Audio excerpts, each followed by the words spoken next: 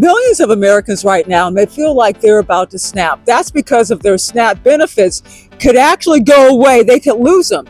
Do we all need to come together and start pooling our money and help these families like myself, like my mother, like my grandmother, who don't have the money to replace those benefits? In the next 90 seconds, roughly, you're going to find out a few things: who's at risk and where, why this is happening, and what you can do. Let's get into it.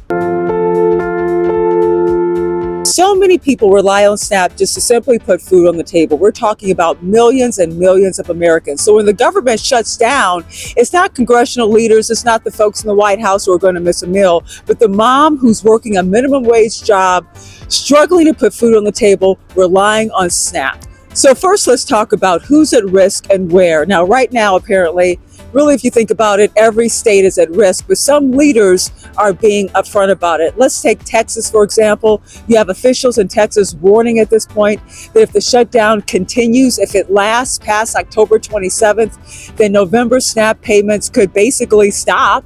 You have nearly 2 million folks in Pennsylvania, in the state of Pennsylvania, who could see their SNAP benefits go away as well. And then you have other states like Illinois, you also have Minnesota. They're bracing for delays. They're also bracing for cuts. So the next question is simple. Why is this happening? Here's the deal. SNAP is a federally funded program. So when Congress failed to pass a budget and the government shut down, that put all of that funding on hold and in jeopardy. So what does this mean for families? SNAP helps nearly 42 million low-income Americans right now. They help those families put food on the table. So the next big question, what's being done and what's not being done? Let's talk about WIC, for example. They just got $300 million in emergency boost to keep it running temporarily. But for SNAP, at this point, there is no safety net.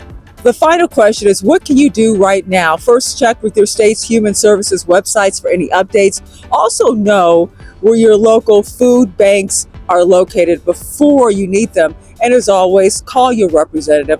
Give them an earful. Let them know this is not about politics. This is personal. It's about feeding your family. Because this is about more than just a budget fight. It's whether working families get to eat. Subscribe to Angelica's Answers. I'm going to be following this story for updates on SNAP. And also, if this hits home for you, like, share, tell me about it in the comments. Have your SNAP benefits been delayed? Are you getting any letters about that? Tell me about that. Are they being cut off? If you received any emails, just let me know. I'm Angela, and this is Angelica's Answers.